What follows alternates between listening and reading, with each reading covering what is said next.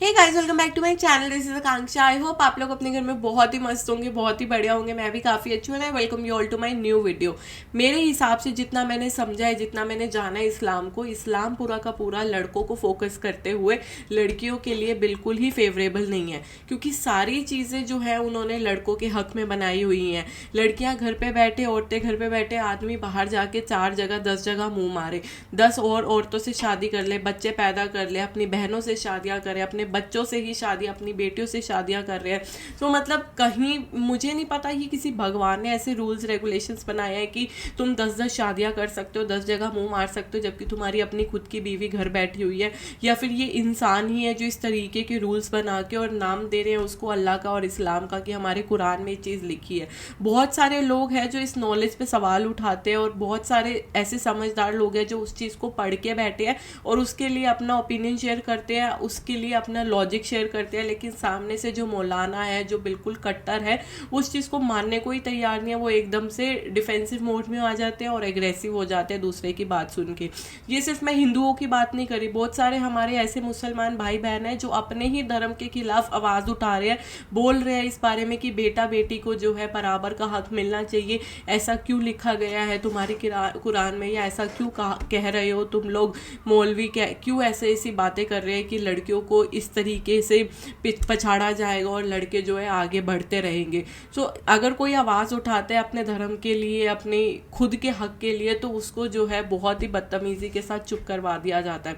ठीक है, चलते हुए मैं आज एक डिबेट लेके आई हूँ आप सबके सामने, जिसमें हमारी एक मुसलमान बहन है जो अपने ही धर्म को अच्छे से पढ़ के बैठी है, वो समझ के बैठी है, और उसी के अंदर ही ऐसे लूप होल्स जो है जो लोगों ने बना रखे हैं, तो उसको वो क्लैरिफाई करने के लिए आई है। सो आइए देखते हैं कि इस डिबेट का क्या कंक्लूजन निकलता है। लेकिन अजहरी साहब, चूंकि आप मुस्लिम पर्सनल लॉ बोर्ड से हैं, मैं आपसे शुरू करता हूं। सर, बहुत सारी बातें हैं। शादी की तय उम्र नहीं चाहिए, बेटा बेटी को एक समान अधिकार नहीं चाहिए, क्या क्या नहीं चाहिए वो लगातार स्क्रीन पर हम दिखा रहे हैं। सवाल आपसे पहला यह है कि शादी की तय उम्र से क्या दिक्कत है और क्या यह एंटी इस्लामिक है?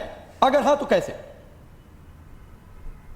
देखिए, सबसे अहम बात यह है कि मुस्लिम पर्सनल लॉ बोर्ड ने अपनी राय सौंप दी है देश को, अपनी राय दे दी है। अब इस पे आपका ड्राफ्ट कब आ रहा है, कब आप ड्राफ्ट लेके आ रहे हैं, कब आप बाज़ाह कर रहे हैं कि हम इसमें क्या क्या चीज लेकर के आ रहे हैं, वो आपकी जिम्मेदारी है। इस्लाम में मुस्लिम पर्सनल लॉ जो है वो नहीं बदल सकता। कुरान ने जो कहा है वो नहीं बदल सकता, जो अहादीस में है वो नहीं बदल सकता। हमारे यहाँ जो शादी की उम्र है, तो शादी की उम्र के ताल्लुक से कोई ये नहीं है कि इतने साल की होगी तो शादी हो जाएगी। लड़का लड़की जब अजहरी साहब, मैं समझ गया। अजहरी साहब, मैं आपको क्रॉस कर रहा हूं, मैं समझ गया आपकी बात। नहीं, मैं समझ गया। जो मुस्लिम पर्सनल लॉ बोर्ड की ओर से कहा गया है वो बाइट भी हमने सुनवा दी और स्क्रीन पर बाकायदा लिखकर ग्राफिक्स में भी चला रहे हैं कि शादी की तय उम्र नहीं चाहिए, इस्लाम में शादी की उम्र निर्धारित नहीं है, युवा होते ही शादी हो जाएगी। ये सारी बातें कही गई हैं। मेरे सवाल का जवाब अभी भी नहीं मिला कि अगर शादी की तय उम्र, अरे रुक जाइए सर, सवाल सुन लीजिए। मेरे सवाल का जवाब चाहिए कि शादी की तय उम्र क्या इस्लाम के खिलाफ है? अगर हां तो कैसे? देखिए, अगर बालिग होने से ज्यादा उम्र हो रही है तो यकीनन इस्लाम के खिलाफ है। कुरान में कहां पर लिखा हुआ है ये बता दीजिए ना, सूरत नंबर बता दीजिए, सूरा नंबर। बहुत पहले मैं बता चुका हूं आपको।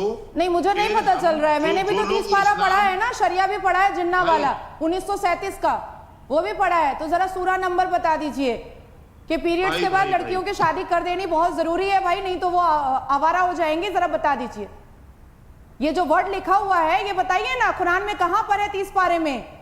मैंने बामाई ने पढ़ा है 30 पारा। ऐसा रूल है कि पीरियड्स होते ही शादी हो जाए। शिट। राकेश जी, ठीक है, जवाब ले लीजिए। पहले आपको बता चुका हूं मैं बहुत पहले, क्योंकि नहीं, जो बात नाजिया ने, मैं आपको, अजहरी साहब, जो नाजिया ने सवाल पूछा उसका जवाब दे दीजिए एक बार फिर से। जिस तरह से आप इन बागी चेहरों को बुला करके, बागी नहीं कहेंगे आप बागी नहीं कहेंगे तो फिर आप हिंदुस्तान से बागी हैं, फिर आप संविधान से बागी हैं, फिर आपको हिंदुस्तान पसंद नहीं है, आपको जिन्ना का शरिया लॉ पसंद है, आप संविधान से बागी हैं, आप हिंदुस्तान में रहकर के संविधान नहीं मानेंगे, आप राष्ट्रीय इज्जत नहीं करेंगे। हर बार आप मुझे बागी क्यों बोलते हैं? इंडिया में रह के तुम वहाँ के कॉन्स्टिट्यूशन को नहीं मान रहे हो तो बागी कौन हुआ? लड़की बोल रही है, ये बर्दाश्त नहीं होता है क्या? चाल चल रहे हैं, चाल चल रही है। क्या चाल ये चल रही हूँ मैं? reality है इन क्या मुसलमानों की। क्या बोलिए ना, क्या चाल चल रही हूँ? बताइए ना, अरे बताइए ना, क्या बागी क्यों बोला? जो इनके बागी खिलाफ क्यों बोल बोला? रहे, इनके धर्म के खिलाफ संविधान ना एक मानो, लॉजिक मांग ले तो संविधान ना मानो। ये इनके अंदर शैतान मोड होना संविधान चाहिए। नहीं मानूं मैं, खिलाफ बोलना है। इस धरती को मैं इज्जत नहीं दूं, सम्मान नहीं दूं, क्या अरे करूं? सुनिए मैं आ रहा हूँ बीच में। अरे आजारी साहब सुनिए, आजारी साहब एक मिनट रुक जाइए। आजारी साहब सुनिए ना सर, सुनिए। अरे सुनिए, मैं जानबूझकर थोड़ी देर से शांत था। आजारी साहब सुनिए थोड़ा। सुनेंगे ये। अरे थोड़ा महिलाओं का सम्मान करना सीखिए, उनके लिए कैसे शब्दों का इस्तेमाल किया जाता है वो जरा सीखिए। सुनिए सर। देखा है हमने सम्मान आप कितना आप करते नहीं, हैं। बागी क्यों बोला तुमने? बताओ, नहीं बताए ना आप। अच्छा क्या बागी क्या क्यों देखा बोला? है? एक मिनट रुक जाइए। संविधान नहीं नाजिया मानोगे? नाजिया रुक जाइए। तमीज़ से करें। नाजिया रुक क्या जाइए। बदतमीजी की है नाजिया रुक जाइए। क्या देखा है भाई, क्या देखा है? अरे हमने देखा कितना सम्मान आप करते हैं लड़कियों का। अच्छा आपने देखा है कि मैं सम्मान नहीं करता हूँ? मान भी तरेजा को देखा है, आप ही लोगों के चैनलों पर देखा तो है। आप किस तरह से रागी जी उसको डांट रहे थे, देखा है हमने। अरे आपने कहा है कि आपने देखा है कि हम कैसे सम्मान करते हैं, मतलब कुछ भी बोलेंगे। शब्द उनको बदनाम करने की बात करें ना, बागी आप लोगों शब्द महिलाओं को बागी बोलते हो, शर्म नहीं आती है आपको? दाढ़ी टोपी लगा के बैठ गए इस्लाम के ठेकेदार बन के, हो कौन आप इस्लाम के ठेकेदार? नहीं आपने चूंकि महिलाओं को लेकर बोला है। रुकिए अंबर हिम्मत कैसे होती है? अंबर जैसी मुस्लिम महिलाएं जो मौलानाओं के खिलाफ बोले, वो बागी है क्या?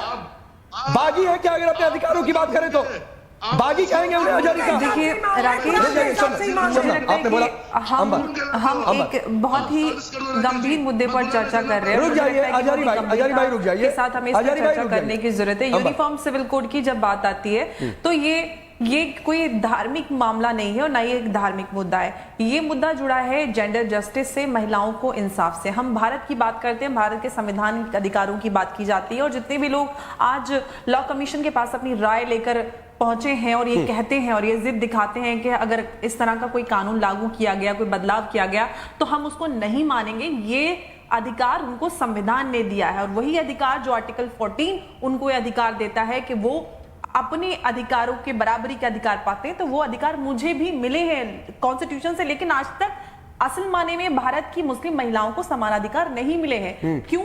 अगर आप शरीयत एक्ट की बात करते हैं तो 1937 से पहले कौन सा शरीयत एक्ट और कौन से शरीयत कानून माने जाते थे? उससे पहले तो सब एक ही जैसे कानून फॉलो करते थे। और जब बात आती है, एक सवाल मेरा मौलाना साहब से कि जरा आप ये बता दें कि आखिर शरीयत क्या है?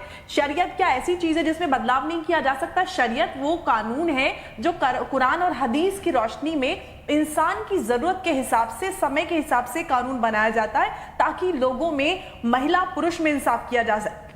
अगर समाज में कहीं पे भी इंसाफ हो रहा है या हम समाज की तरक्की की बात करते हैं तो सबसे पहले शुरुआत होती है सामाजिक न्याय से। आज हम चांद पर हमारा देश पहुंचा है लेकिन मुस्लिम महिलाओं को समान अधिकार नहीं मिले। ये देखिए विडंबना इस देश की। और जब महिलाएं अपने अधिकार की बात करती है तो आप उनको कहते हैं कि आप बागी हैं, आप अपने अधिकारों की बात नहीं करते। आपको किसने अधिकार दिया कि आप लॉ कमीशन के पास पहुंचेंगे राय लेकर और ये कहेंगे कि हम नहीं मानेंगे? भाई आपका लेना देना नहीं है। नहीं बिल्कुल बाजी बात है और मांग ये की जा रही है हाजी खान जी। एक बात और राकेश मैं यहाँ पर कहना चाहती हूँ कि जब कानून बनता है तो वो किसी एक इंसान के लिए नहीं बनता है। इस देश के हर एक वर्ग और समाज में वो समानता लाने के लिए बना है। तो आप अपनी राय देना चाहते हैं तो शराफत से राय दीजिए, धमकाना और गुंडागर्दी कहीं और जाके कीजिए। नहीं ये बिल्कुल अलाउड भी नहीं है अंबर, ये बिल्कुल अलाउड नहीं है और मेरे शो में तो बिल्कुल भी नहीं। ये बिल्कुल भी रुक जाइए। ये नाजिया खान जैसी बेटी हर घर में, हर मुस्लिम परिवार में एक होनी चाहिए जिससे कि हर मुसलमान को अपना हक समझ में आए और उसको पता लगे कि क्या सही है और क्या गलत है। धर्म के नाम पे जो ये गुंडागर्दी कर रहे हैं, आतंकवादी बनाने की जो तैयारियां कर रहे हैं, नाम दे देते हैं धर्म का, लेकिन असल में जो है इनके खुद के बनाए हुए ये परपंच है, ये संविधान है जिसमें वो लड़कियों को इस तरीके से प्रताड़ित कर रहे हैं कि तुम आगे बढ़ ही ना पाओ।